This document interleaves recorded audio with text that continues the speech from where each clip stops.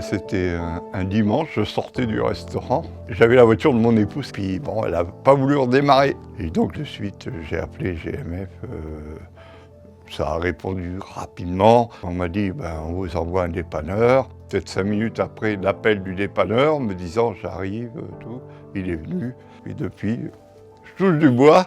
La voiture fonctionne bien et tout s'est bien déroulé rapidement.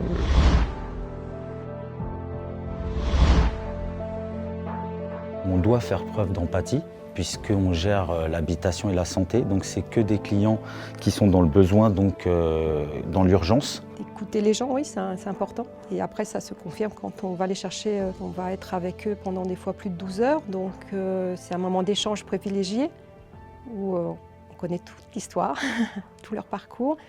Après, il y a des histoires parfois plus tristes où, lors d'accidents de voiture, où il y a un membre de la famille qui est décédé. Là, c'était la maman qui est décédée, et donc le petit garçon, pendant tout le long du trajet, m'a serré la main tellement fort que je m'en souviendrai, je crois, toute ma vie. Clairement, il est impossible de travailler sans être empathique envers nos sociétaires, qui sont dans des situations qui sont forcément soudaines, une panne, un accident. Donc on se doit d'être vraiment au plus proche de leurs besoins, de les comprendre, de les rassurer aussi. Des personnes qui peuvent être très choquées suite à un accident. Il faut donc être à leur écoute et vraiment réactif et auprès d'eux. On est là pour aider nos sociétaires et c'est extrêmement important effectivement de se mettre dans leur situation à eux par rapport à ce qu'ils sont en train de vivre.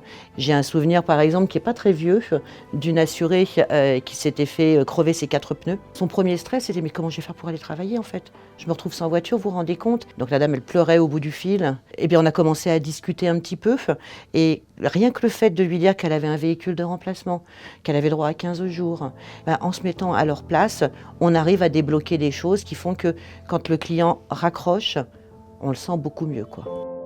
Quand on prend un appel, on va avoir un sociétaire différent à chaque fois, à prendre en considération dans son individualité, en fonction de sa situation à l'instant T, mais aussi de son ressenti de la journée, comment lui, il va être dans quel état émotionnel.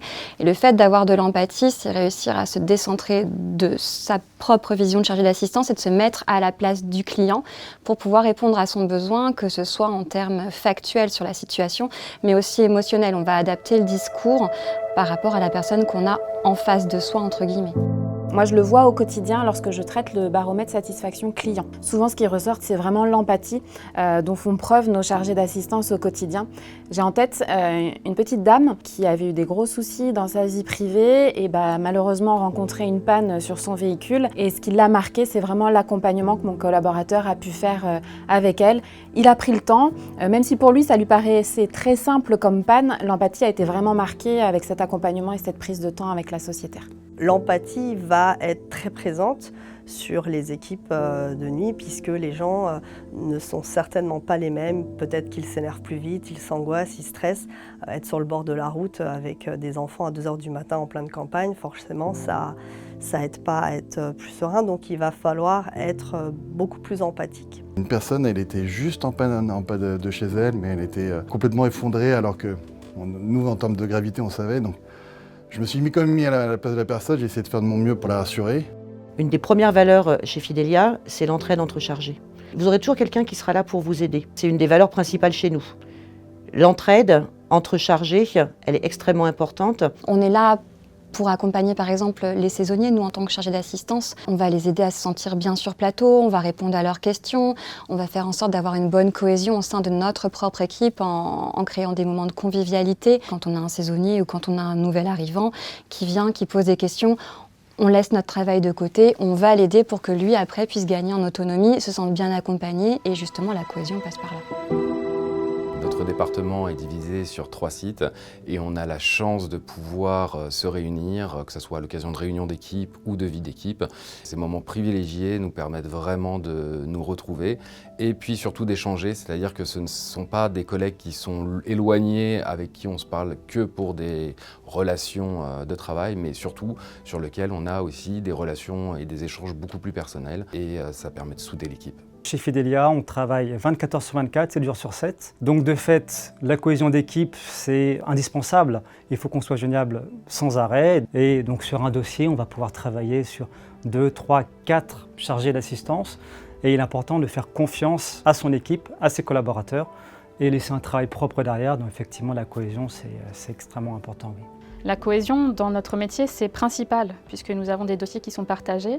C'est un travail en équipe qui est vraiment nécessaire, particulièrement, je dirais, sur les dossiers qui se produisent à l'étranger, où on a un suivi qui est assez complexe quand même, avec beaucoup de procédures à appliquer.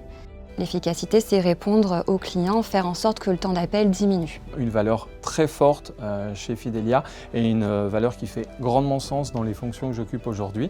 Quelques mois après mon arrivée à la MAF, une famille se trouvait à la rue après un incendie et donc là ils sont soumis à une très forte angoisse. On est à la veille d'un week-end, beaucoup d'inquiétude lorsque ma conseillère justement est rentrée chez elle et le lundi matin, c'était pas une surprise, mais ça a été une vraie joie de voir que les équipes de Fidelia avaient trouvé une solution justement pour notre famille. À la fois, ça avait été rapide, fluide, mais surtout, ils avaient été très bien accompagnés, ils avaient été rassurés.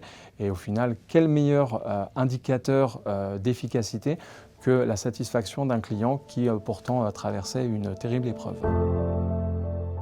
Clairement, l'efficacité, c'est au centre de notre métier.